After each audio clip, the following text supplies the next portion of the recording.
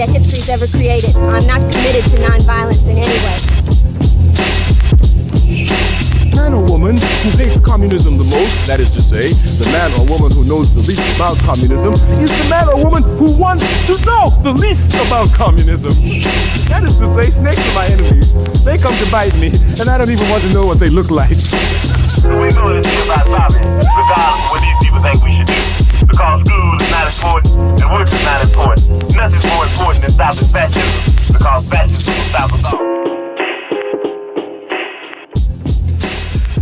Yo, that was a little loud. Yo, we're back. Welcome to the Forest Podcast. I am Comrade Villain, and I'm here with Pretty Bad Comrade. Say what's up. What up? Welcome to the Forest Pod. We back. We been, on hiatus. We went on sabbatical. Yeah, but we back now. Yeah, a lot of crazy shit's happened. I completely threw away what I decided or had planned for the next episode after the last Charlie Kirk episode. Do you notice the last thing that we talked about was fucking Charlie Kirk? Yeah. It was, huh? Captain Kirk. Yeah. R.I.P. Yeah. Rest in piss. So today, I know you have some shit planned, and I don't even know what it is. It's not really planned. I mean, it's kind of planned, but yeah, we're gonna talk about kind of like what I was already talking about. I've been on the economic tip, sort of lately, geopolitics, geoeconomic. I don't know how you would characterize that, but geoeconomic, global economics, yeah, there you go. So yeah, we're gonna talk a little bit more about that, a little bit more in depth. We touched on it some whenever we were going over, the debt and like sort of the history of debt and stuff. Right. But I'm gonna dig into it a little bit more. But all right. Before we do it, do you want to talk about the news? Or yeah, we could talk about the news. We can talk about so there's so much that's happened since we talked last. I was at the No Kings protest in Pensacola. Shout out PSL. It was a pretty good turnout. It was way more people than I thought would be out there. Saw Kelly Hagan out there, actually. Kelly Hagan? Kelly Hagan. She was out there representing? Yeah, she's the only person that I knew. Okay. Out there. That's dope. I mean, dope. me and her had some good conversations actually back like a few years ago at Juana's. Fuck yeah. Just like talking and stuff.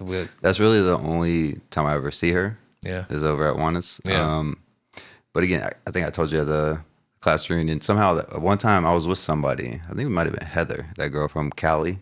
Remember her? Yeah, of course. We somehow ended up at Kelly Hagan's house in Pensacola. Yeah. Yeah. And I brought that up to her. She's like, yeah, that was fucking cool. I remember that. Yeah. But anyways. At the reunion, she was like, oh, that's Comrade Villain. Yeah. I was like, yeah, that go Comrade Villain. Hell yeah. So yeah, that was cool. But yeah, so anyways, I had the signs about a general strike because all right, so fuck, I don't know. No, I'm not going to speak too much about it, but we had signs for a general strike. We passed out flyers for a webinar about a general strike. I talked to DSA, actually had a tent set up out there. They seemed cool and they were definitely down to general strike. They mentioned some shit that they had just organized with Starbucks, I want to say. Some kind of, because I know Starbucks unions not typically are in the news often. Like one of the few unions or people that are trying to unionize are Starbucks workers. Yeah. So that's cool. There was two agitators. Saw some agitators, some agent provocateurs. You still haven't seen one battle after another, have you? No, what's that? Get the fuck out of here. The fucking Paul Thomas Anderson movie, Leonardo DiCaprio. I'll show you a trailer. Yeah, you saw it? Yeah. Oh, okay. It's fucking awesome. But anyways, they got some agent provocateurs. Yeah, I actually saw a lot of criticism about it, but I'm sure we'll have you to did. talk about that in another episode. We might have to do an episode on we that. should definitely do an it. episode. But anyways, yeah, they were wearing like black. They almost look like people trying to imitate the Black Bloc, like the anarchists that just were all black. It was one guy with a megaphone and then another guy walking behind him holding a sign. And I wish I would have took a fucking picture, but like, I remember his sign didn't make sense. Like it was just almost like gibberish politically. And then the guy on the megaphone wasn't really saying anything because I was trying to listen like, who is this fucking guy? So it seemed to me, it seemed like he was a fucking pig. And he was just there trying to stir shit up. Right. And actually, one of the things PSL did, because they helped the people that put on the protest down there, is played security. And so they kind of like watched him, monitored him. When people would engage, they would just kind of like chill out to settle emotions down so that shit didn't escalate. So that was cool. I got to see all that shit firsthand. That's dope. Yeah. And I know our homeboy was in the DC protest, right? Oh yeah. Monica, yeah, he was in there. Shout out Mike. Yeah. But yeah, and then all right, what else has happened? A lot of shit. Venezuela blew up a whole bunch more. Blew up. We murdered a whole lot more people. I know. Did you see that there were survivors on one of the strikes? Yeah, I think it was like a Colombian guy and a Trinidad Tobago guy. I think it was Ecuador. Maybe it was Ecuador. Yeah. What's interesting is I guess we scooped them up and then sent them back. Just gave them back. Yeah, send them back to their countries. So these guys are narco terrorists that we got to kill. They're so bad, but we got them, and we're just like, man, we'll send you back. Yeah. We're not gonna like prosecute you or like put you in jail or anything. We're just gonna send you home. We're trying to send a message here, which is we want to go to war with Venezuela and hide it under the guise of fighting drugs, I guess. Right. Yeah. Yeah, man. That's I'm very concerned about that situation. Well, it seems like it's gonna happen. It's seeming like it's gonna happen, which will be awful. And I've heard reports of there's a specific type of attack helicopter. I think they're called Nighthawk helicopters, but they're like the ones that we always send in first, like tip of the spear type shit. Like went into Iraq, Afghanistan. I think it's the same ones that got Bin Laden. Like whenever these show up, essentially, it's like a marker for we're about to fucking go in. So that sucks. Yeah, man. That's. I mean, we just don't. There's no. If we actually start bombing the country and trying to overthrow, we're probably going Maduro. That's going to. I mean, that's not going to only destabilize Venezuela, but also Colombia, which is right next door, and they've already kind of roped Colombia into this narco trafficking, pretext that they're manufacturing. Is it seemed like Colombia was at first kind of trying to just like go along with it, so they weren't targeted, like fucking let the U.S. go after Venezuela. But what's his name? Who's the president? Gustavo Petro. He said some shit about the extrajudicial murders of these people in boats that we wouldn't fucking know, whatever. But and we took it. We revoked his passport. We said no more aid to Colombia or something, whatever fucking deal. Trump's like, fucking cut him off. Yeah. So that's good, I guess, that he's gonna maybe not by default, but he's already like, fuck it. Like I'm not going this far with it. I'm at least gonna say something. And if you went, and then after that, he was like protesting and shit. So that was cool. Yeah, we'll have to see what happens. I mean, I'm hoping if there is actual strikes inside of Venezuela, that Colombia and some of these other countries will sort of rally or coalesce around. I mean, because look, if they're able, fight. I mean, I assume defense. I mean, I would hope. Yeah. I don't think we're gonna like put troops on the ground. Well, just so you know, he's already said we took out the problem in the sea. If we have to go on land, he's like mentioned land specifically. So I just want you to know that. Yeah, no, I heard that. Yeah. I'm skeptical that we'll actually do a full like invasion like we did in Iraq. Maduro saying we caught these CIA guys or people with CIA ties trying to overthrow me. You saw that, right? Yeah. We saw Trump say, I'm authorizing the CIA to go in there about like a week or two before. Right. And we know how the U.S. works, like the Bay of Pigs, CIA and Cuba and whatever. There's a whole history. So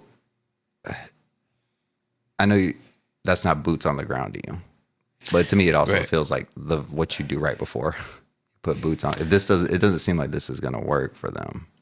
Yeah, I mean, look, we don't know what's going to happen. I mean, maybe they do go full Iraq style invasion. I just think they're sort of testing the waters right now. I mean, if they feel like that they can actually overthrow the government and install who they need to, What do you they think might about the do that. fucking vice president? The Nobel Peace Prize winner, the vice president from Venezuela. She wasn't vice president. What was she? She was an opposition leader. Oh, she's the opposition party leader? Yeah. Why the fuck does it keep getting reported as she's the vice president? Is that how the government's set up? I haven't seen it reported. I've as seen it that. reported as that. Yeah, that's why Interesting. that's why you need to get off Reddit. No, well, yeah, but they link to fucking Reuters and shit. Yeah. But like, well, that makes even more sense. I was talking to Van about, I was thinking, how it is vice president? Well, she'd be the next in line if they overthrow him. Well, fucking, if she's the opposition party, that's even more of an incentive. Yeah, she's opposition. She ran, but she got disqualified from running in the election last year. This is just so the audience knows, Maria Corina Machado is her name, but she got disqualified for running. I can't remember why or how. She's a cheater. And then this other guy, I think his name was Eduardo Gonzalez. I might be getting that wrong, but ran in her place in the same party, and they lost the election. And of course, there was reports that their election was rigged and what have you. But yeah, this is the woman who just got the Nobel Peace Prize, coincidentally, right before we sort of create this pretext to invade the country. And she says Trump should have it. We should open up, I don't know, our fucking publicly owned, at this point, tar sands and resources and shit to private capital, right, from the West to come in. Yeah, I mean, she's inviting the U.S. to invade the country. Have you heard anything? Somebody told me that Maduro had offered, like, we will privatize, I don't know, some of our oil reserves if you stop fucking with us, don't invade us. Have you heard anything like I that? have heard, I don't know if I should use the word privatize, but like essentially, yeah, they were saying that, we'll make a deal with you. I mean, we're happy to obviously to sell oil to you. Maybe they'll sell it at a cheaper rate. I don't know what the context of that was, but yeah, my understanding is that there was some attempts by the Maduro government to Mitigate this. Yeah, for sure. Yeah, it could be the same as like the Soviets whenever they relented and let a little bit of capital come in, which I will talk about in the next episode. But it was still under like state supervision, I don't know, control. They just allowed outside investments to come in. So maybe that's what he was pitching. Something similar to China, maybe. Maybe. Yeah, I'm not really sure. I didn't look into it, so I don't want to speak on it. But yeah. I'm guessing. All right, so we did Venezuela. We did the protests. ICE is fucking out of control. National Guards rolling into Gaza cities. is flaring up again. We'll see what happens with that. Ceasefire. There was a ceasefire. Nope, not anymore. Yeah. Not really a ceasefire, but there was they slowed down the bombing essentially. And Yeah, I mean, Israel's like, oh, well, there's stages to this ceasefire, which is they stop and then we slowly stop. But we're still going to do it just to make sure. right. Oh, you fucked up. And then, so they never really And apparently, stopped. I guess the reason that they're saying that they are going to bomb again is because Hamas didn't give the bodies back of the deceased people. So as part of it, they said, part of it, they're saying like, oh, we were fooled. Like, you gave us remains of somebody that you had else, or already- like somebody that gave you had us already. given Yeah, I saw some that of the too. remains for this person, and then tried to claim it as like another person or another hostage. Like, but you should have just given us all those at one time. And then they're also saying that there was an attack recently that Hamas has shot at some Israeli soldiers. Fucking Yeah, I heard that too.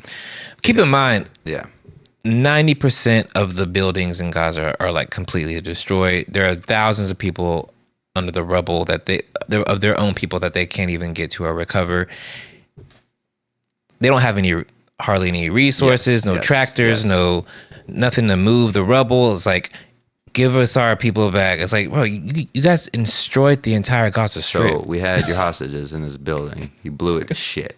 Now it's a big pile of rubble. We don't have any fucking excavators. We don't have anything to move this shit. They're there. I don't know what to tell you. Yeah. And also, fucking, if anybody in Palestine was upset with Israel, as you could think right now, and they're not part of Hamas, and they just happen to be the ones that shot at these Israeli soldiers. No, it's Hamas. Anything that happens, it's Hamas. They're all Hamas. We got to wipe out Hamas. If they're all Hamas, it's genocide. We got to wipe them all out. There was on the Haystack News shit flipping through, there was a poll earlier. It was multiple polls from different news sources, but they were pretty much all saying there's specifically people in Israel have no hope for I want to say a two-state solution, because this question was like living with the Palestinian people in peace or something like that, or a Palestinian state with. So if like it was like 77% of the Israeli population is like, there's no hope of us living in peace with these people, I feel like they're pretty much on board with this. Let's genocide them, wipe them out, as far as like people, the Zionists in Israel. Right. So, and then, you know, the rest of the world was like, no, there's no.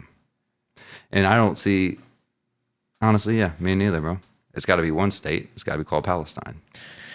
From the river to the sea. I don't know what to tell you. That's what I believe. But it's not up to us, you know, if the Palestinian people want to have their own state. That's true. They can make whatever do. They're the ones struggling. Right. But the point is, it should be up to the Palestinians at the end of the day. And they need agency to make those decisions. And so far, there's no deal like that in sight. So, absolutely no. All right.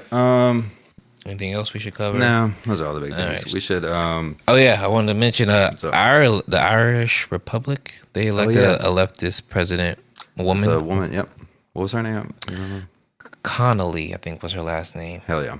I forget. Ireland is making me prouder by the day. Wish I was Irish. Had an article up. Oh yeah, Catherine Connolly. Okay. Hell yeah. So yeah, shout out to her. She's been good on Palestine and stuff, which the Irish are good because they know what being colonizer is like. Our anti-colonizer, baby. Yeah. All right. Well, before we jump into your part, there's a little George Lucas. I think you know. What was that Twitter account with the squirrel? Z Squirrel. Z Squirrel. I found a lot of these clips on her shit. Mm-hmm. I didn't realize George Lucas was a comrade like this. Yeah. So I've cut up these clips. I'm gonna sprinkle a couple of them in here and then a couple in my episode. But here's one real quick before we take a break. You did something very interesting with Star Wars, if you think about it. The good guys are the rebels. They're using asymmetric warfare against a highly organized empire. I think we call those guys terrorists today. We call them Mujahideen, we call them Al-Qaeda. When I did it, they were Viet Cong. Exactly. So were you thinking of that at the time? Yes. So it was a very anti-authoritarian, very kind of 60s against the man kind of thing, nested deep inside of a fantasy. Or a colonial, you know, we're fighting the largest empire in the world. Right. And we're just a bunch of hayseeds in coonskin hats that don't know nothing. That's right. And it was the same thing with the Vietnamese. Yep. The irony of that one is in both of those, the little guys won. Right. And the big, highly technical empire, the English Empire, right? The English Empire, the American Empire, lost. Yeah. That was the whole point. And what we never learned, you know, from England or Rome or, you know, a dozen other empires that went on for hundreds of years or sometimes thousands of years, we never got it. We never said, well, wait, this isn't the right thing to do. and we're still struggling with it. And they fall because of failure of leadership or government often. And Mostly you have a great line, which is, so this is how liberty dies. We're in the middle of it right now. To thunderous applause. I just want to say, James Cameron's a fucking douchebag. That was the guy that was interviewing him there. I've seen the clip. How he is like, James Cameron. He's trying to be anti-authority or anti-authoritarian, right? And he's like, no, it's like anti-colonialism, anti-imperialism. Right. Yeah. James Cameron didn't get it. No, he's a simpleton. And also, but yeah, shout out to George Comrade Lucas. Lucas. Yeah, man, for sure. And he married to a black woman too. See what that does for you? Oh my God. See, Bill Burr first, Right. now George Lucas. Shit, I gotta find a black woman. All right. Let's take a quick break.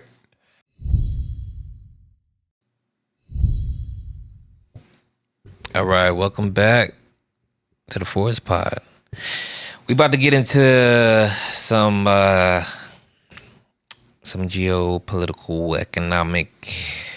All right, Ezra. Stuff. Let's get in the weeds. I'll be Matt. Oh man, don't call me Ezra. It's fucked up. Yeah. I wouldn't do that. I did it though.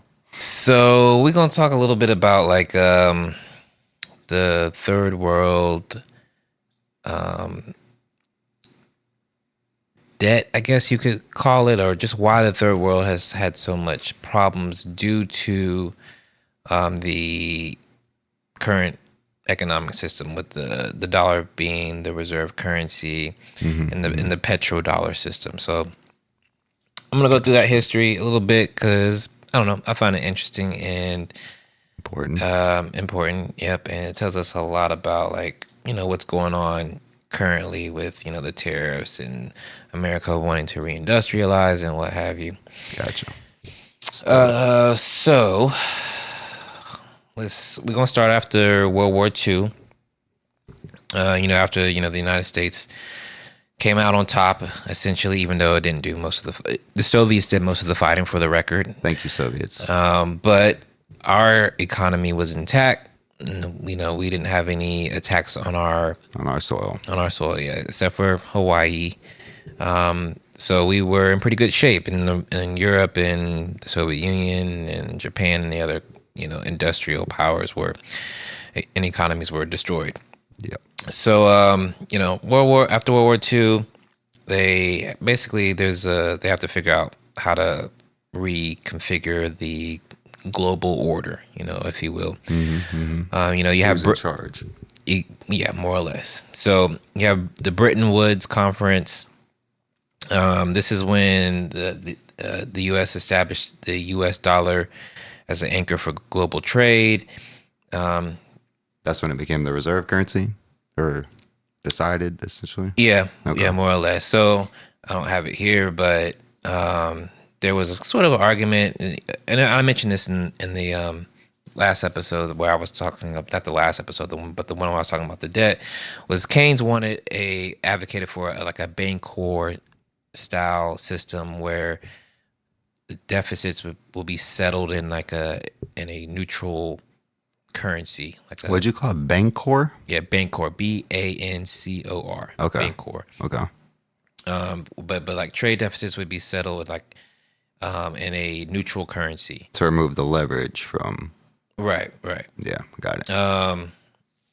But that system then went out because Keynes was a British economist and the U.S. was basically held all the cards and said, no, we don't want that. We want the dollar. We're the new empire. Yeah.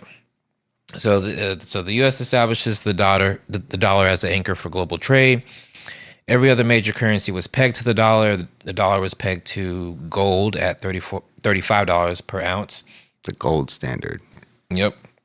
The IMF and the World Bank were created to manage crises and stabilize capitalism under U.S.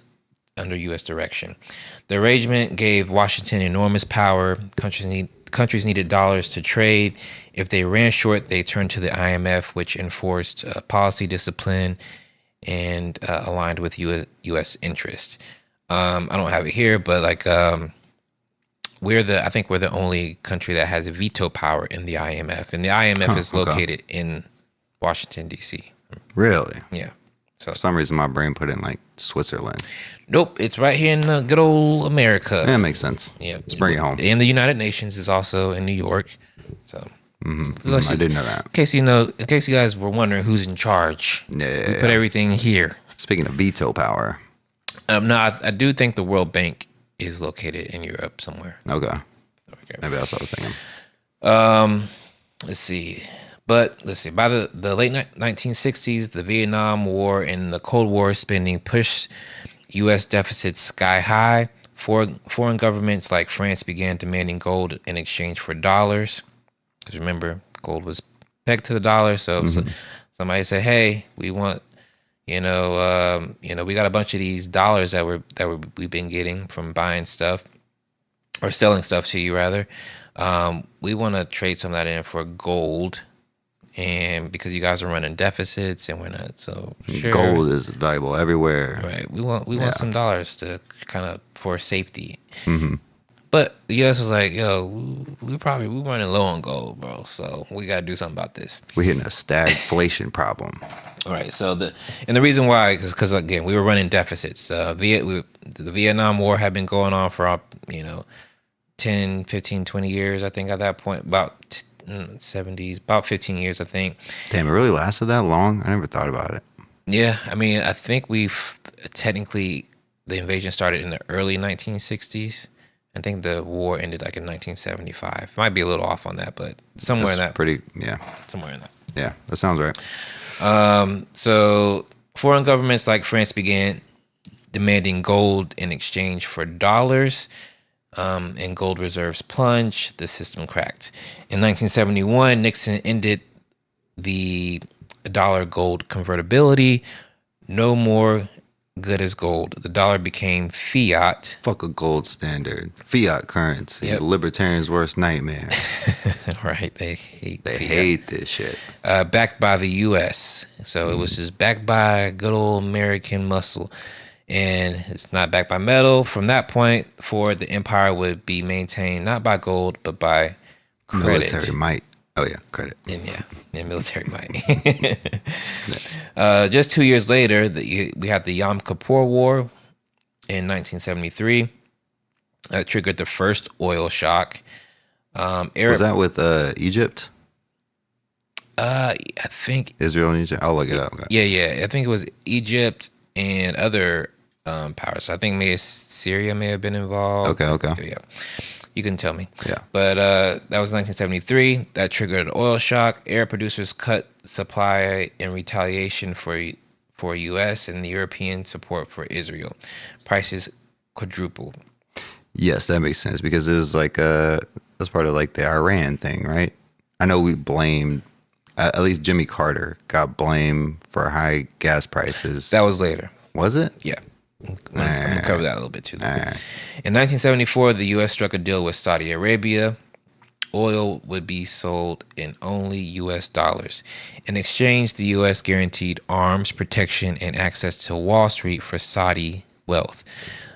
Other OPEC members followed. This is funny, real quick. I just got to say this for the Yom Kippur War. On the Wikipedia page, it's got belligerents. One side, Egypt, Syria, and expeditionary forces from Saudi Arabia, Algeria, Jordan, Libya, Iraq, Kuwait, Tunisia, Morocco, Cuba, and North Korea. On the other side, Israel. That's pretty funny. All right. Fucking Zionists be Zionism. In 1974, the U.S. struck a deal with Saudi Arabia. I mentioned that oil would only be sold in U.S. dollars. In exchange, the U.S. would guarantee arms and protection and access to Wall Street for Saudi wealth. Other OPEC countries followed. Every nation on the earth now needed dollars to buy energy. Oil profits, petrodollars, were deposited in Western banks.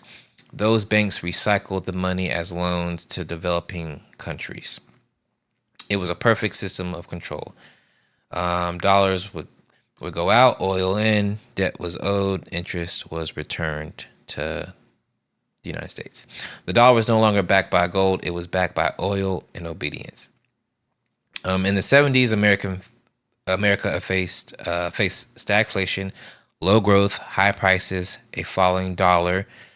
Again, this was because of the fact that we had took it off the gold standard. Since it wasn't backed by gold anymore, dollar fell. And then, of course, the oil shocks because of the Yom Kippur War. Oil was a lot more expensive to import, and this caused problems with even the American economy. If they would have had stickers that said, "I did that with Jimmy Carter" back in the day, they would have stuck them all over the gas stations. Yeah, absolutely. But I mean, to be fair, I mean, some of this actually started before Jimmy Nixon. Carter. Yeah. Low growth, high prices, and falling dollar. Paul Volcker, head of the Federal Reserve, decided to defend the dollar at all costs. Now that was under Carter. Volcker was appointed by Carter. So interest rates rose from 6% to nearly 20%. The move crushed inflation but devastated the world economy. Capital fled to U.S. bonds. The dollar soared. For the global South, this was economic Armageddon. Their debts were in dollars. Repayments tripled overnight. Commodity prices collapsed. Export revenues dried up. The IMF stepped in with rescue loans. We're using rescues in parentheses, air quotes. Loans. These loans were conditional. Very large assistance program. I think that's what they call them in Too Big to Fail. But go ahead. Yeah. Well, so these were the structural adjustment programs. These loans demanded privatization, wage cuts, austerity. You know, you get it, cuts in healthcare and privatizing your resources and, you know, whatever else. This is essentially what, you know, people like Kwame Nkrumah, the former leader of Ghana, was writing about. Okay. In the 60s, you know, he referred to this sort of as like an economic colonialism. Exactly, economic colonialism, neocolonialism. Neocolonialism via economic hitmen. Right. Yeah. So, why did these economies get stuck? So, What happened? Most post-colonial economies were built to export raw materials and import finished goods. Infrastructure was designed to move goods outward, not to integrate regional economies. Refining, manufacturing, and branding, the high profit steps remained in the global north. The South would sell inputs for dollars and buy back finished products at a premium. So just so you know, inputs are just like not finished product things that you need to have a finished product. So the raw materials. Yes. So essentially the North, well, America was going to the global South and saying, hey, we'll help you build industry. And the industry they helped them build was how to export all of their shit to us. And it was not about how to take what they're refining and do it themselves. And we didn't help them build the refineries and stuff. We keep all that. So like, you guys, you know, you got jobs now, but the whole industry is built around extracting the resources and whatever from the people and sending it up here. So they're kind of like stuck. Right. Yeah. So they can't just like, why don't we just keep the oil for ourselves? Well, fuck. We don't have that infrastructure. We have the infrastructure to send it to you. Right. Yeah. We don't have that technology. Yeah.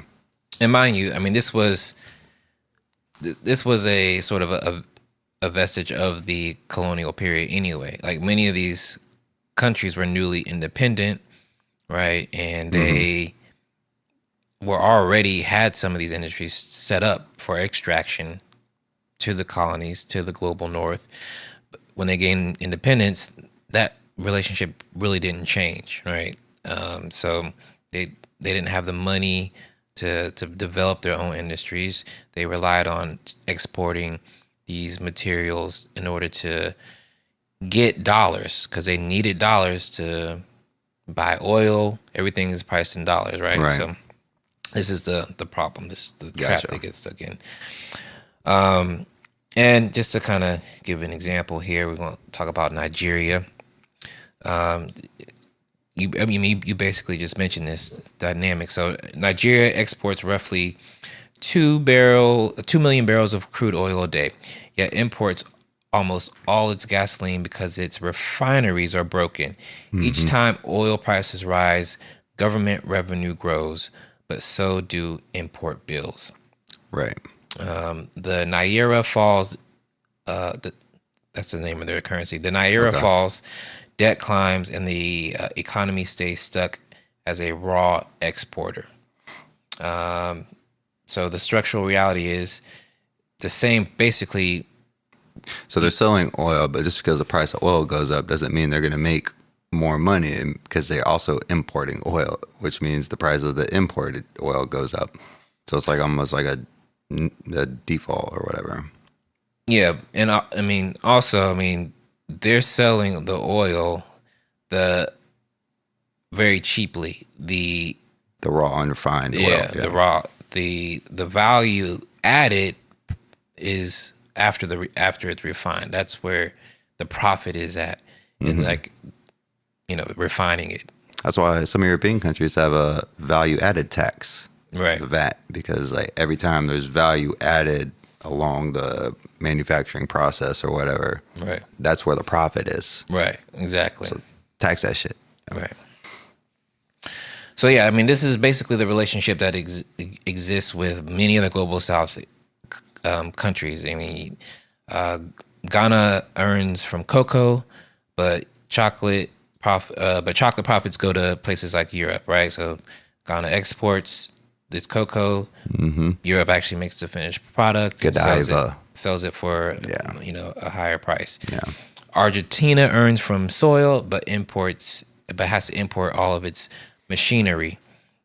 The U.S. enjoys what Charles de Gaulle called the exorbitant privilege, the ability to print the world's money while others must earn it. When countries try good advantage. Yeah. When countries try to diversify to industrialize, they hit a dollar wall, capital flight, currency collapse, and IMF discipline, structural adjustment programs that we mentioned. It's also funny that the IMF is called IMF because that's what Mission Impossible, Ethan Hunt, that's what his team is called, is the IMF, the Impossible Mission Force. So every time you say IMF, I fucking for a second think about Mission Impossible. Okay. I never really watched the Mission Impossible they're fucking films. awesome. Yeah, I know people love them. Yeah, Tom Cruise is insane. So I want to talk a little bit about the bond market as well, because that's kind of important. And these are all things, just to be clear, that I don't even understand that well. I've learned a lot of this stuff recently. Stocks and bonds. Just because of everything that's been going on with the tariffs, and you hear these words a lot, and I've always heard them, and I'm like, what? I've never really thought about them too much, or what they meant, and what the consequences were behind them. But so anyway, I'm saying that to bear with me if I get any of this wrong. Do you know what a bond is? It's debt, essentially. A bond is like an IOU, where you lend money to an organization like a government or company for a set period, and they promise to pay you back with interest. Right. So for governments, a bond market is a safe way to generate revenue, or easy way to generate revenue, and it's a safe place typically for investors to park money. It's a low interest rate, but you'll almost, as long as the country doesn't fucking default, which I don't think America can at this point based on what we know about MMT and shit, like you're going to get paid back. Yeah, that's the idea. That's the idea. But anyways, go ahead. So the engine of this bond market, is the U.S. Treasury bond.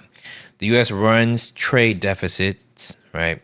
It exports dollars, so it's running these deficits. Basically, just means it's importing a lot more than it exports. We're buying more for what we import than what we make when we export. Right. So when we buy stuff from other countries, we buy it in dollars. That means they have dollars. We're exporting dollars, right? Those dollars return as purchases of treasury bonds. So these other countries buy these bonds. So the world is financing our consumption, essentially.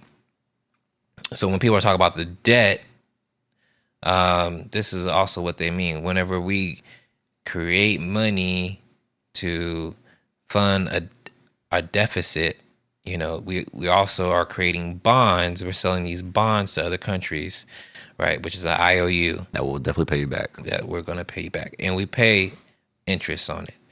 Yes.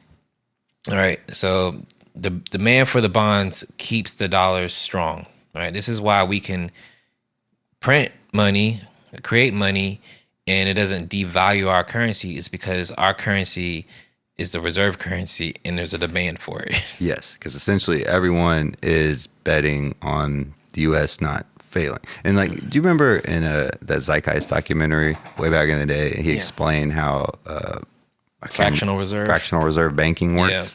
That's essentially like what we're doing, right? Yeah. Like as a country. Yeah, in some ways. Yeah. Right, it was good. So when the Fed raises rates, capital rushes into U.S. assets. Developing currencies crash, debt swells. When the Fed lowers rates, cheap dollars flood emerging market, booms, bubbles, and eventual busts happen. And if too late, Jerome Powell would just lower the interest rate. What's that? That's what Trump's nickname for Powell. That's the Fed chair, right? Jerome Powell? Yeah, Jerome Powell. Yeah, his nickname is Too Late. Oh, too late? Because he's like, oh, it should have been reduced or dropped the interest rate. Probably because he wants to do what you just said, flood these markets. Yeah. Wait, say that again? Trump wants to reduce the interest rate. Yeah, he wants to lower the interest rate. Yeah, for sure. And he keeps calling Jerome Powell too late because he's like, you haven't lowered it fast enough. If you're going to do it, just do it now, essentially. Yeah. Well, I think one of the reasons they want to lower it is to make it cheaper to service the debt. Because the higher the interest rate, the more you got to pay in interest on the bonds. Right. But it also leads to those. Read that list again. When you lower the interest rate. Let's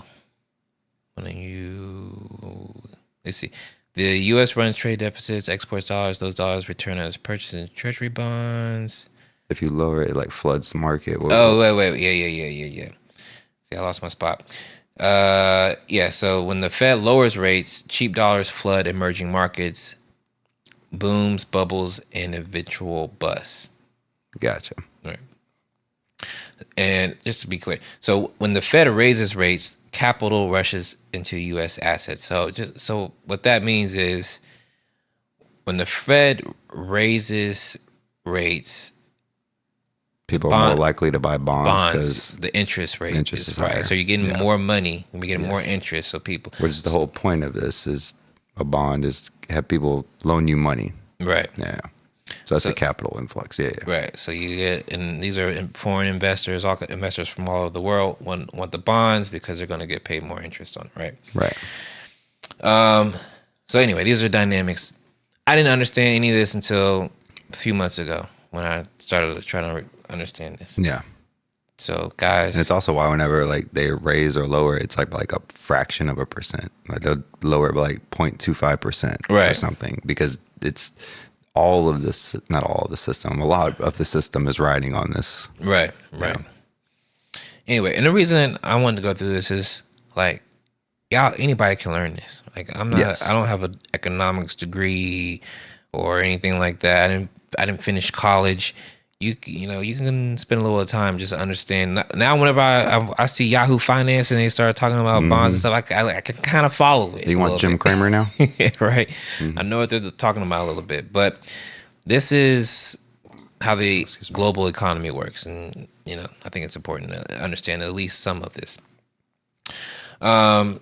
Anyway, so where did I want to go next? Yeah, this is an analogy that the ChatGPT came up with, but it says let's see what you got. Yeah, well, it says that the Fed, it calls the Fed is the turns into a thermostat, and everyone else either burns or freezes. Which, But like the Fed controls the temperature. Right. Yeah, Gotcha. of the global economy. Yeah. Because of this. That's a good way to think about it. Yeah, that is. All right, and then I want to talk about this petrodollar system a little bit more, and something that I didn't really think about. I was listening to an interview from Michael Hudson, and Hey, don't forget you got these clips here. oh yeah, I don't know, though. I'm trying to figure out where I want to play them. I didn't really think about Bogart is that. Petrodollar. Michael Hudson. Yeah. So, oftentimes we think about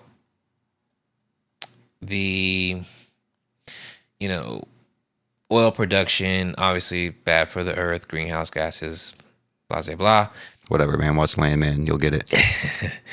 But one thing that I never thought about is like also there's our system is reliant on the petrodollar. So not only are we disincentivized, away from investing in green energy, right? Yeah. Because of oil companies, obviously it's profitable for them, but it's also, this is what our empire is run on since the 70s. When you say petrodollar, I thought that was like a Saudi Arabian, like the UAE thing, right? What's the petrodollar? I don't even know what that is. The petrodollar is literally just the fact, what I mentioned earlier, that Saudi Arabia and the rest of OPEC essentially agreed to only sell oil in the dollar. Okay, got you. So that created the petrodollar system. Which, real quick, I have it pull up. OPEC, the founding members. Do you know who they are? No. Iran, Iraq, Kuwait, Saudi Arabia, and Venezuela. And then later, Qatar, Indonesia, Libya, UAE, Russia, I think, has Algeria, Nigeria, Ecuador, Gabon, Angola, Equatorial Guinea, and Congo. Oh, they have something called like OPEC Plus. I thought Russia was in there. And This is on the OPEC site, so I don't know about OPEC Plus, but yeah.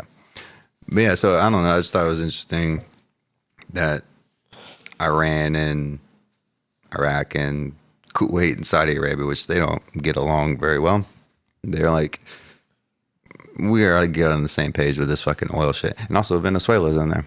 Yeah. Keep in mind, this is in the 70s. So yes. That was actually 1960. Yeah. Well, I'm talking about whenever the petrodollar system started. Oh, the petrodollar. Gotcha. Was after. Remember, this is after Nixon takes the dollar off the gold standard in 1971. Gotcha. Then a couple years later, I think it was in 1974, we go to Saudi Arabia. The first Gulf War. No, that's not the first Gulf War. The first I'm Gulf War was thinking Kuwait. Yeah. Never mind. Goes to Saudi Arabia and say, hey, we need you guys to, only sell your dollar in the oil. We'll give you guns and weapons and make sure that you're good. We'll back up your monarchy, basically. Fight people in Yemen, sure. And this was obviously to try to stabilize the dollar, because once they removed the gold standard, that devalued the dollar. Fiat currency. Right. You don't want, what do we want the dollar for? Well, now you want it because you need to buy oil. Everybody needs oil. So that was the idea. Got it. To create the demand for the dollar. So that created the petrodollar system. Not only is like businesses and all these other countries already set up to do trade where they have to do their own currency conversions and switch it to American dollar just because that's what we decided it's the business. Also, if you want to get oil, which is like the lifeblood of everything, yeah, you're gonna have to use the dollar. Yeah. Right. Yeah. And pretty good deal. And because of that, because oil is like one of the main and primary commodities, a lot of other things ended up being priced. Commodities are priced in the dollar as well. Gotcha. So that's what created the petrodollar system. Interesting. Yeah. So anyway, that was sort of a digression, but I never thought about that being a reason why we don't want to get, we don't want to invest in sustainable energy, right? Why would we? This is we're benefiting off this petrodollar system. Yeah, it's always almost sold to us as like, the oil company, they're just trying to milk every last dollar they can out of it. And yeah, sure. Yeah. But also like, no, it's like everything. These are systemic problems. Right. Yeah. Absolutely. So oil price in dollars guarantees global demand for the currency, but it also locks the U.S. into fossil fuel geopolitics. Nations that try to sell oil in other currencies Iraq did this in 2000. Libya Foolish. tried this. Iran has been doing this. Damn, they tried it in 2000. What a coincidence. Right. Face sanctions or invasion if you try to do that. Well, how many of these countries have been? Iraq was invaded. Libya was overthrown. Iran, work in progress. So the Venezuela. right. The petrodollar underpins not just trade, but the U.S. military strategy. Transitioning away from oil would weaken global dollar demand, which is why serious decarbonization keeps stalling. The petrodollar isn't just a financial system, it's an energy regime and an empire. The empire runs on both. So I thought that was an important point, something never really occurred to me until recently. Now I want to talk a little bit about Argentina. Argentina. Yeah, they've been in the don't news know much about them lately. Argentina, pretty good soccer team.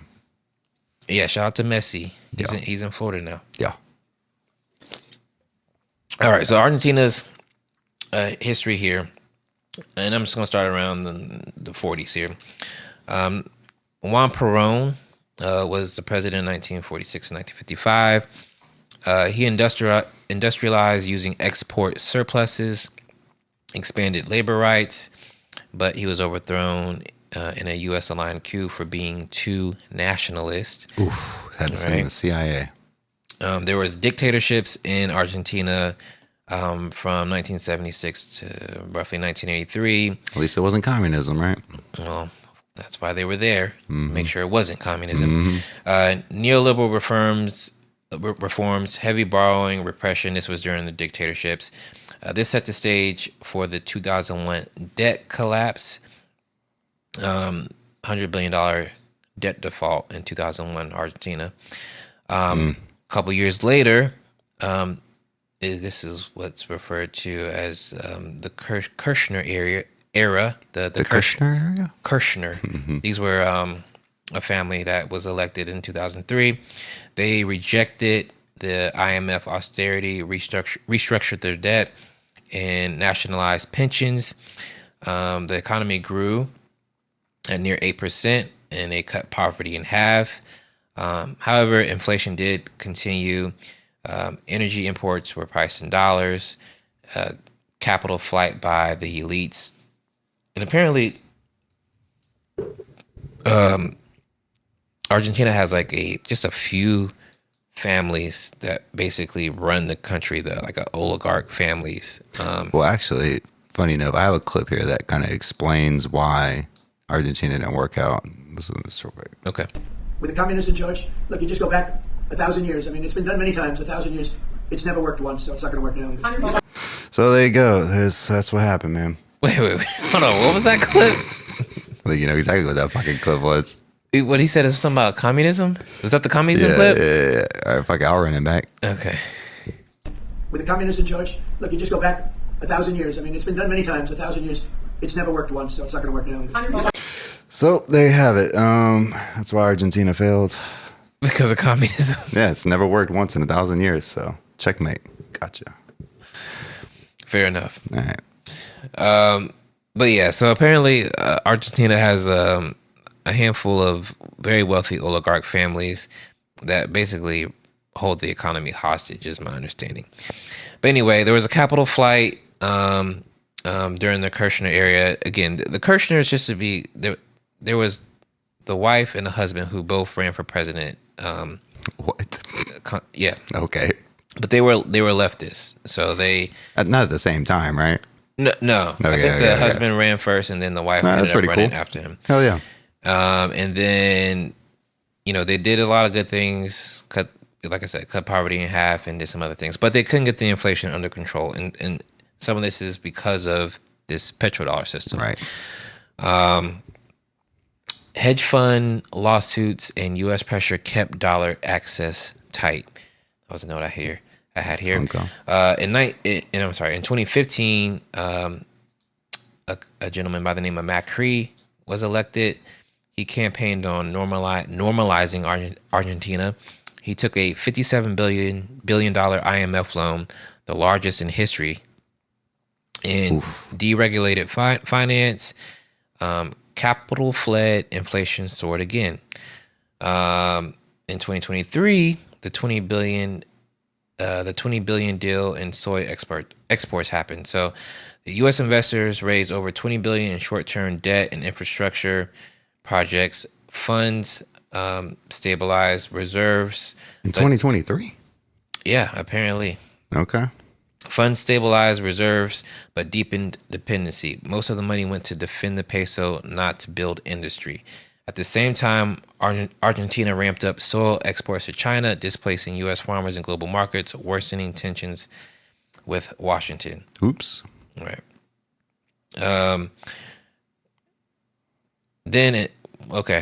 I think that was. I don't think that. I think this date was wrong. Well, I was going to say, do you think that had anything to do with the $20 billion bailout that we just gave Argentina? It's like, hey, don't do those soybean deals with China no more. Yeah, because that just happened. That was, I think it's supposed to say 2025. I think that's a typo. Because that's what happened, essentially, is we gave them this currency swap. It's, we basically allowed them to currency default swap. We bought the peso using U.S. dollars. Is what happened. But anyway, let me talk about Milei for a little bit. So Javier Milei was elected in 2023. He was this libertarian guy with the chainsaw who was on stage with Elon Musk. You've probably seen the clips with the of Doge. That. He was the one that came up with the idea for us to hold the chainsaw. Yeah. He was pro-dollarization. I think he wanted to peg the peso to the dollar. He cut subsidies, slashed spending, devalued the peso by 50%, and inflation exploded past 200%, and poverty increased, obviously. Mm-hmm. Anytime somebody wants, I don't know why. Well, I know why. He's a lackey of Wall Street, but just for the record, if you're a sovereign country, pegging your currency to somebody else's currency basically undermines any monetary sovereignty that you have in your own country. Yeah, it's buying into Western hegemony. That's what that is. So that's just a crazy thing to do. Sure is. Yeah, but that's what he was advocating for. He's an anarcho-capitalist, so yeah. So I want to talk about these currency swaps that happen. So, all right, and what it is basically. Two central banks exchange currencies at a fixed rate. For example, Argentina swaps pesos for dollars, and later repays in local currency plus interest. This is supposed to provide short-term liquidity to defend exchange rates or pay debts, prevents currency panic, but doesn't fix structural weaknesses. So it's like a capital injection. Yeah. At a fixed rate, so you can pay back what it is now. Don't have to worry about that. Right. It just gets you. It's like kicking a can down the road. Yeah. So the U.S. Let's see. The U.S. offered dollars, but but demanded austerity, privatization, and fiscal cuts. Stabilized Wall Street's confidence, but didn't offer anything to basically recover the economy locally. Can you just speak real quick to what austerity is? Yeah, austerity just means cuts, usually to social spending. Yeah, so I always remember after the 2008 financial crisis, that's when I learned about this word. That's how a lot of European countries decided to deal with the crisis is austerity, which is essentially we're gonna socialize the losses. Like all these losses that have been caused by the private industry, we're going to cut back on social spending to try to make up that debt. Right. Like the private industry fucked us. So to fix our debt problem, we're going to have less social programs. And that was a requirement. A lot of IMF loans I know that Greece had a big problem with austerity. That's whenever like what was it, the Dawn Party, Golden Dawn fascist party in Greece got a lot of power, and there was a lot of leftists clashing with them because it was like 50% unemployment because part of Greece taking the loan from the EU was austerity. They had to cut a whole bunch of shit. Right. So their economy went to shit. So austerity fucking sucks. I just wanted to say that. Sucks for the working class. Yeah. For sure. Yeah. But yeah, I want to mention, so Argentina did do a currency swap with China. So maybe this wasn't wrong. Maybe this is what I think the currency swap in China with China was the one that happened in 2023. Okay. My notes here say that it was 18 billion, and it allowed Argentina to pay IMF dues in the yuan. Really? Yeah. Interesting. And I guess that was like one of the first times that China did a currency swap, or maybe one of the first time that Argentina ever did a currency swap with another country. Okay. But apparently, according to my notes here, they had fewer political strings attached, lower interest, and diversified reserves. Not exactly sure what that means, but the diversified reserves part. Okay. But seems like it was more favorable conditions than the U.S. Yeah, doesn't sound like terrible austerity to me. Right. But yeah, still didn't address their underlying problem, with their relationship with the United States in the dollar system. Yeah, they did get a bailout from the IMF, bringing the total disbursements under the arrangement to about $36 billion in 2023. So that was China. That was China's doing a currency swap with Argentina? No. This is the 2023 IMF. Well, I guess the IMF oversaw it. So yeah. That must be what this is. Because you said there was one in 2023, right? Right, yeah. That's what. So yeah, the IMF definitely did this deal in 20. So that must be what the currency swap was. Okay. Makes sense. Yep. So yeah, basically Javier Milei's austerity didn't work, drove the country, destabilized the currency, and they had to get a currency swap from the U.S. Another double down, different country. And basically, I think I don't know, there was just an election in Argentina, and his party. I think he won again. Yeah, I think either he won again or his party didn't do bad. I don't know if was he up for election himself, or was it just like their version of midterms or what have you. Let's find out. I'm not sure, but they did better than some people expected because of all the issues. Because of having to take the bailout. Right. But the bailout probably saved them from... It was midterms. Yeah, it was a big win, apparently, and a landslide. The party of Javier Milei, Liberté Advances, or whatever, won Argentina's midterm elections with almost 41% of the vote. So, yeah, it's interesting. Yeah. It's interesting. Because there are still a lot of social programs in Argentina that I'm sure he's blaming all of the problems on. He's like, oh, our fix is going to be privatize this shit. Yeah, of course. I mean, that's when you're an ANCAP.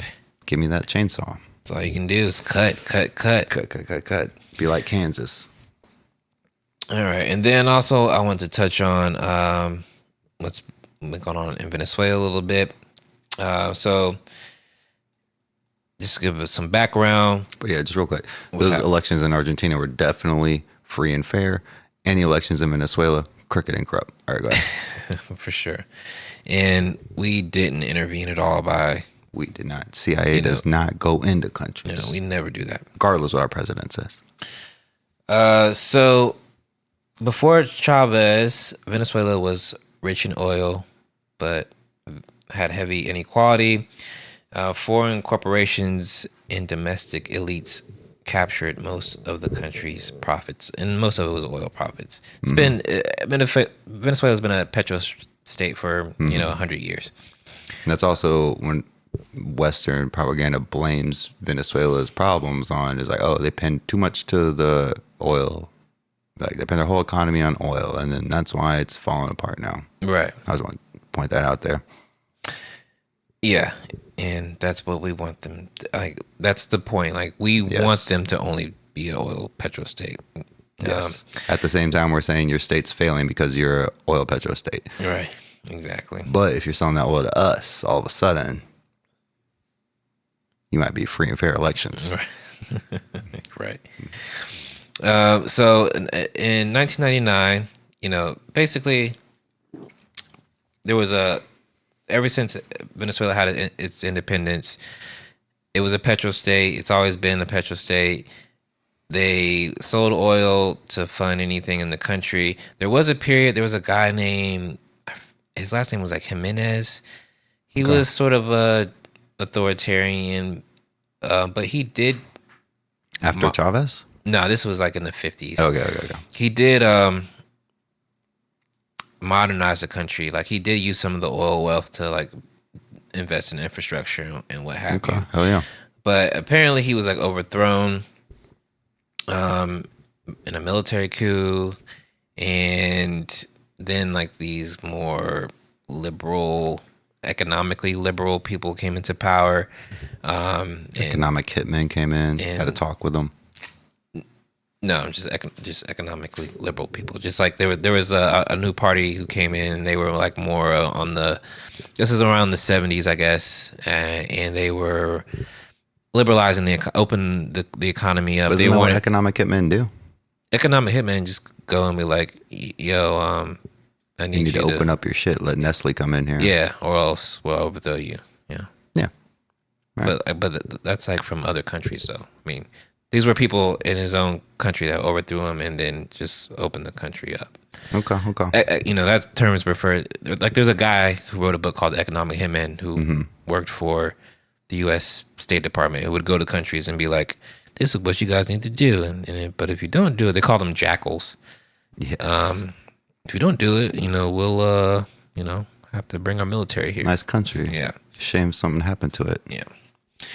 But anyway, so this was Venezuela's history for a long time, run by authoritarians and people who basically sold the country out, sold off the oil, and enriched themselves. But 1999, they had a new leader who ran for president, Hugo Chavez. Woo-woo. And actually, he tried to do a coup himself earlier in the 90s, but it failed. And then he ran for president. Illegal coup. Then he won in 1999. He nationalized the oil. He redirected the wealth to social programs. Poverty was cut in half. The rates of literacy rose. And they began selling oil to China and Russia, often outside the dollar system. That doesn't sound very free to me. It sounds like they need some freedom. However, after Chavez's death in 2013, oil prices crashed. The U.S. imposed sweeping sanctions and froze over $30 billion in Venezuelan assets, including gold at the Bank of England. Oops. PDVSA, which is the state-owned oil company, was cut off from SWIFT banking network, meaning it couldn't receive payments in dollars. Dollar inflows vanished. Hold on. So the Petro-Dollar, because they're part of OPEC, so like oil has to be sold in dollars, but the bank that does that is like, no, you can't. So what are they supposed to do? Yeah, they couldn't do anything. Bitcoin. My bad. Go ahead.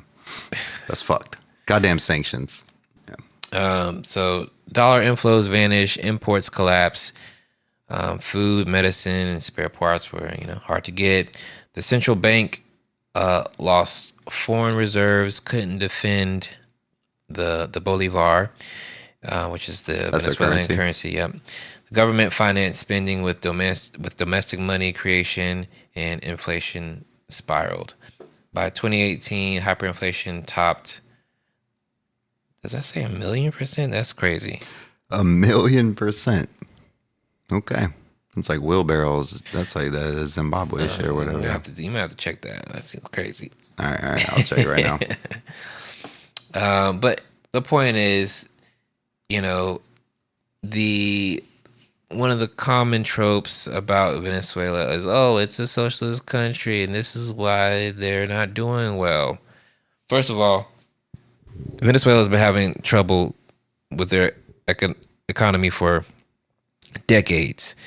And a lot of that is due to the fact that it's a petro state that was dependent on the U.S. Also, just a little background. All of the Citgo, Citgo was a Venezuelan company, right? I do know that for some reason. Yeah. So, like, all of the oil infrastructure, extraction infrastructure in Venezuela was from the U.S., right? So, whenever we put sanctions on them and we stopped doing business with them, they couldn't maintain their infrastructure to extract the oil. Not only that, the type of oil that they have is very crude, heavy oil. Is it tar sands? Shit like that, like what's in Canada? I don't think it's tar sands. Okay. It's not that bad.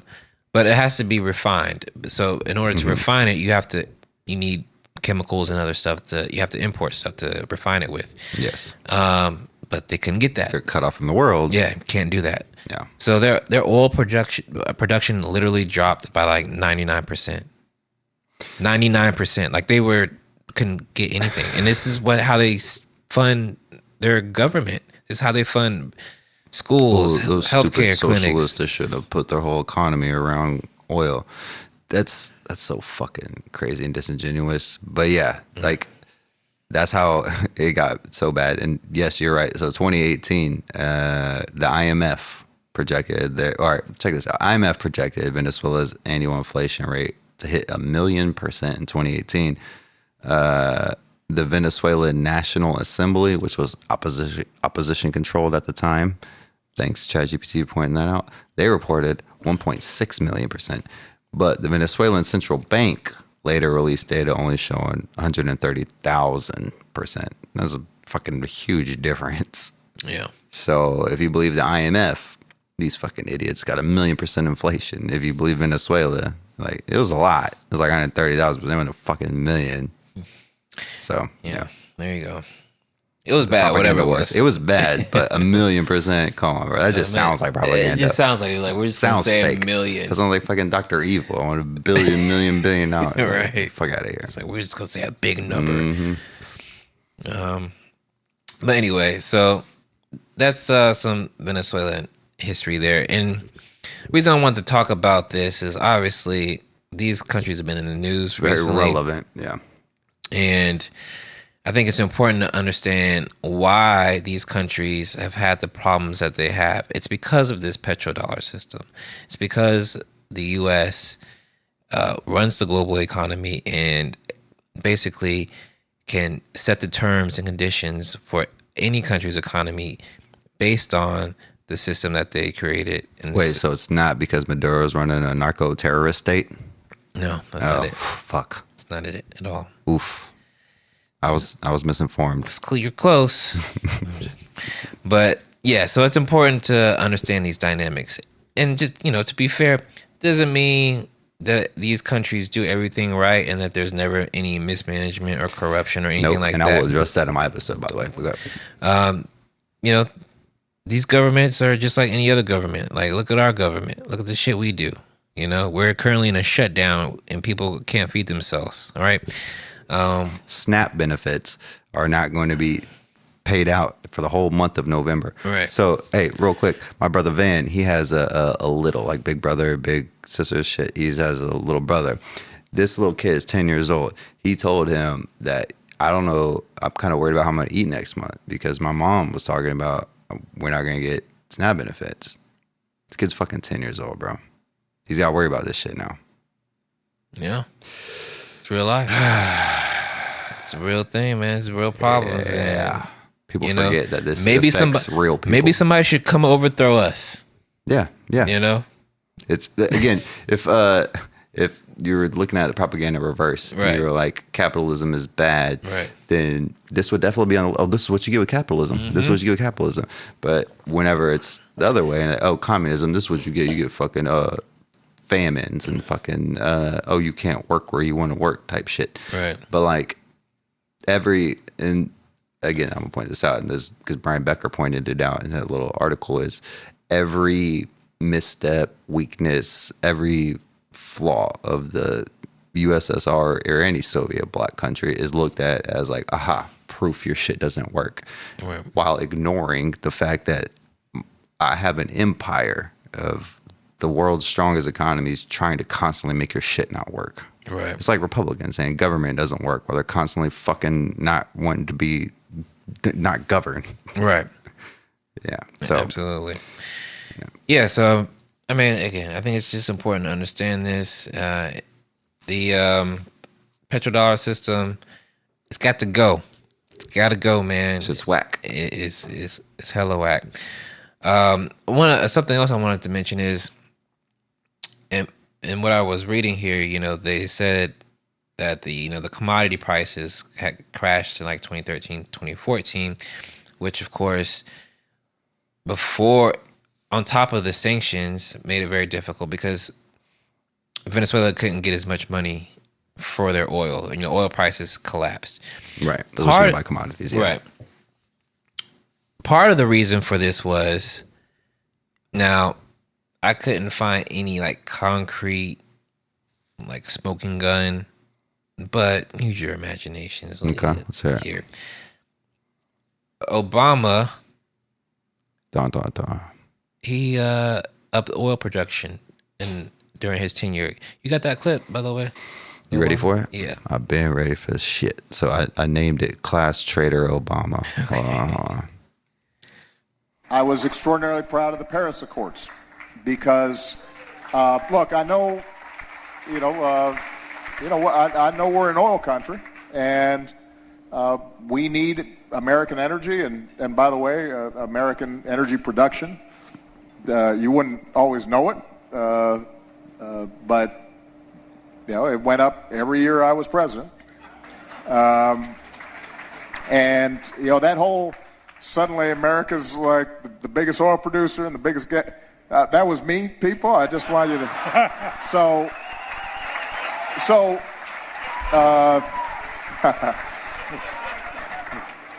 it's a little like, sometimes you go to Wall Street and folks will be grumbling about anti-business. I said, have you checked where your stocks were when I came in office and where they are now?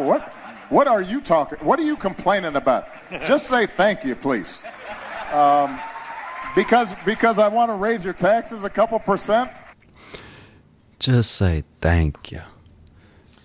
He's such a piece of shit. I can't stand him, man. He really sounds like Billy Bob Thornton in that shit. And also, Billy Bob Thornton in Landman is what I'm talking about. Y'all should go watch Landman. It highlights motherfuckers like Joe Rogan and, I don't know, your regular person thinking that the Democrats are the left. This is the left. Right. This is the left. The Democratic president right now telling me I've deported, he didn't say in this, but I've deported more people than anybody. I do more drone strikes than anybody. I've increased more oil production than anybody before me. Bailed out Wall Street. Like, this is the left. Yeah. This our guy. Yeah. So, nah, fuck that. Yeah. But yeah, I mean, the reason I wanted to play that clip is because I suspect that this was a concerted effort to hurt economies like Venezuela, right? You increase oil production in your own country, that lowers the price of the commodity globally. That hurts loses their leverage. Yeah. Yeah, exactly. But not only Venezuela, Iran at the time. Remember, he was trying to get the JCPOA done. It's Iran already had sanctions on them, but the JCPOA. Yeah. Which was what? The stands for the Joint Comprehensive Plan of Action. That's the nuclear deal with Iran. Oh, the nuclear deal. Oh, yeah. You guys are going to stop ranching uranium, stop trying to make nukes. That's the deal. Yeah. But, I suspect this was an effort to, give the United States more leverage against countries like Venezuela, Iran, Russia, etc. Makes perfect sense, yeah. All right. But again, this is also that was some Sarah Palin shit. Drill, baby, drill. Yeah, exactly. Barack Obama. He's like, yes. Good idea. Thank you, Sarah. Fucking piece of shit. All right. So, you want to drop this other clip in real quick? Or no. Was that the Giannis clip? Yeah. No, not yet. Save it. All right. So I think that was important to highlight. Just, whenever we're thinking about what's going on globally, we gotta understand the oil and commodity prices. All that's in dollars, and the U.S. is trying to maintain and keep that system intact. This is why we want to keep the reserve currency, the U.S. dollar, or the reserve currency, rather. This is why BRICS is a problem. Exactly. So I did want to talk a little bit about the how this system obviously is an issue for the global South, right? For all the reasons that we've mentioned, but also it's not good for people at home, for workers at home. So the petrodollar system doesn't just exploit the global South; it undermines American workers too. To supply dollars to the world, the U.S. must run chronic trade deficits. We talked about that. Mm-hmm. That floods America with cheap imports and hollows out manufacturing. Every global dollar demand is paid for with lost factory towns and weakened unions. Yes. But who is this good for? A strong dollar rewards Wall the Street, bourgeoisie, multinationals, and asset owners. Yes, the bourgeoisie. the owner class. But it crushes industrial exports and wage earners. Rising asset prices replace rising paychecks. Right. Mm-hmm. Since the 1980s, profits shifted from production to speculation and finance. Workers were told to invest in 401ks instead of unions and pensions, to borrow using credit cards instead of having savings. Debt replaced income. Credit replaced power. It's what Chomsky called the financialization of our economy. Absolutely. Michael Hudson writes a lot on that as well. If he wrote a whole book called Killing the Host, which goes into that. Okay. The same rate hikes that discipline debtor nations also discipline American labor. Deindustrialization wasn't an accident. It was the domestic cost of global dollar supremacy, right? That's what had to happen for the system to come into existence. Yes, and part of the deal is if we're gonna take money away from our workers, which is typically the people that buy our shit, now we're gonna have to, again, I guess it's part of opening up to the rest of the world. We rely on other people to buy our shit. Because like I just think of like Henry Ford, the piece of shit Nazi, who was like, I have to raise the salary of my employees so they can buy one of my cars. Right. This is the opposite. Yeah. This is fuck my employees. Somebody in Brazil will buy a tenth of my car. There's 1 billion people in Brazil. Fuck it. Fuck the American workers. Yeah. Yeah. Absolutely. A global reserve currency must stay overvalued to remain stable. An overvalued dollar makes U.S. exports too expensive and keeps imports cheap. You can't rebuild factories while defending the financial system. The empire needs deficits. Democracy needs industries, and you can't have both. Facts. So, I think this is important for people to understand.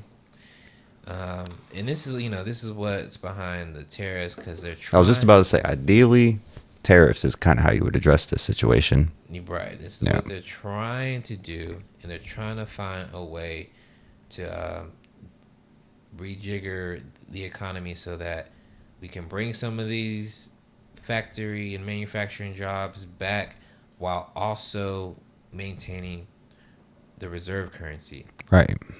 But it's a contradiction, though. Yes. It's difficult to do both. One of those inherent contradictions of capitalism. Some guy named Marx talked about. Right. And somebody else, Yanis Varoufakis, talked about it too. So Let's play his clip now. All right. Because if he is successful in bringing back manufacturing to the United States to the extent that he says that he will, which I don't think he will, but let's say that he does, then what happens? Then the trade deficit of the United States shrinks. But the trade deficit of the United States is the flip side of the massive rents extracted from the global economy by American rentiers. Because come to think of it, it is the American trade deficit which keeps German factories churning, Japanese factories and Chinese factories. And it is the dollars that these capitalists in Germany, Japan, and in China collect, which they accumulate, and then they bring it back to, or send it to New York, to Wall Street, to be recycled in the form of US government debt, treasuries, some equities, and a lot of real estate. So the reason why financial markets have been doing so well over the last 40 years or so, the reason why realtors, like Trump, have been amassing these gigantic rents for the last 40 years is the American trade deficit. So what happens when he eliminates it, if he succeeds in eliminating it? Well, he's going to have some really very cross rentiers, financiers, and realtors. His tribe are going to be livid with him. Can he sustain that, or will he choose to betray the working class that voted for him? I suspect it will be the latter. And so, so what would that look like? So let's say the rentier class is now getting pinched. And it's incredible irony that it is a kingpin of the rentier class that, he's literally a real estate developer that is leading this operation that then pinches people like him. What then happens if you no longer have these dollars, flowing out to German factories, Chinese factories, Japanese factories, and then recycled back into Wall Street and then circulated throughout the U.S. rentier class? Like, what does happen? Like, what do the factories do? What do the rentiers do? Well, you see, I don't think we will reach the point where the rentiers' interests will be so seriously jeopardized. That is, even if the Trumpian playbook is implemented and starts working, and the trade deficit starts shrinking, at some point, the administration itself will stop it from shrinking. They will say, okay, well, we have reduced it by, I don't know what percentage. We have recalibrated, rebalanced the dollar world and the manufacturing world, the US manufacturing world, to some extent, and that's enough. And now we are going to do other things. Like, for instance, we are going to give even more tax cuts. We are going to allow Elon Musk to go crazy with his, Tesla autonomously driven vehicles, deregulate completely. Put all our eggs in the big tech basket, which is where the United States still has a significant advantage vis-a-vis the rest of the world and to some extent China, and accumulate rents in that regard. But that will create political chaos because the MAGA base will have been betrayed firstly by Obama in 2008, then by Biden, and now by Trump 2.0. And therefore, nothing good is going to transpire when it comes to the quality of what we call our democratic process here in the West. Yanis Varoufakis, thank you so much for joining us. This was fascinating and very helpful. We appreciate it. Well, thank you. I enjoyed it. Hey, if you like that video, hit the like button or leave a comment below. It really helps get the show to more people. So yeah, that was Yanis Varoufakis. He was the former Greek finance minister under the Syriza party, but he resigned in protest because the Syriza party decided to capitulate to the European Union and take the austerity cuts in order to get a loan, essentially. Right. What JD was, what we were talking about earlier. Yeah. Comrade was referring to earlier. But I think it's important to understand here, this is the contradiction, is, Trump is, what they're doing is not irrational. And I think people are making a mistake by thinking that, like, there's no rationality behind it, or that they know that there's a problem here. They're trying to find a way to thread a needle. Again, I don't think it's going to be successful, but there is rationale and logic behind it, and there are smart people around Trump, like Stephen Mirren, Scott Besson. I don't know about, but Stephen Miller for a second, but go ahead. No, Stephen Mirren was his chief economic advisor that he sent to he nominated for that Fed position. For the Fed. But they're trying to find a way to maintain the dollar as the reserve currency while reindustrializing some of the American economy. And as Yanis Varoufakis was alluding to, a part of this is also using the advantages that the U.S. has as far as its technological advantages. This is why we're seeing these asset bubbles and these tech companies like OpenAI and NVIDIA and what have you, because there's this race to sort of monopolize this technology and be the first to, be the Google of AI, more or less. And they think that could give them ubiquitous when it comes to AI. So right, and I suspect they want to probably use this technology at home as part of the industrial base that they're trying to reshore. So right, they want to bring some of these industries back, use AI on these industries, right, for productive capacity as well, to try to boost the American economy and maintain its dominance. Will it work? I'm skeptical, but there is some logic here. But one thing that we should understand is that none of this is good for working people. We're the least of their worries. They're just trying to maintain their profits, their monopolies. Even when it comes to contradictions, they want to reshore jobs while at the same time using AI to get rid of people that they don't have to pay. Like Amazon has laid off, I can't remember how many people because of AI. Like they don't want to reshore jobs for people who actually work those jobs. No. That's what I'm saying. They want to use AI for these industries. So, they want to make more cars here, but it's going to be automated. Right. And they're going to be using AI to do a lot of it. And it's going to be profitable for them, but not for you. So this is what, we got to understand. Well, this is what's going on here. And this is why, again, these other countries are pushing back with organizations like the BRICS and they're trying to develop their own payment systems because they're trying to get around this system because it's obvious what the U.S. is doing. But the problem is the U.S. does still have a lot of economic leverage because of this reserve currency status in this the petrodollar system that it's had for the last 50 years. And it's crazy. After everything that we've just gone over, Trump will be like, China, man, their currency manipulation, they're cheating. Right. Like, bro, the whole system is set up for us to currency manipulate. What the fuck are you talking about? Yeah, it's so wild. Yeah. But yeah, well, that was a fucking lot, man. You got any more? Nah, that was it, man. That was it. That was good. Pretty good? Yeah. I'll learn some shit about the global south. Feel like Michael Brooks over here. Right. No, you're Michael Brooks. You just schooled me. No doubt. Rest in peace, Michael Brooks. Yeah, no, that was good shit, man. We're about an hour and a half, so it's probably a good place to end out. I think so. That's about where we usually end. Yes, sir. All right. Well, any final thoughts? Nah, I'm straight. I appreciate y'all listening. Get out, get educated, get organized. Yes. Yeah. Go get organized. Go find something in your local area that is leftist organization, preferably Marxist-Leninist, which we were able to recently find. And it don't matter how big that shit is. Just go be a part of it. Start participating. That's what you can do. Don't fucking try to assassinate people like Charlie Kirk. It's a dumb idea. It's not a good plan. Organize. But yeah, that's all I gotta say.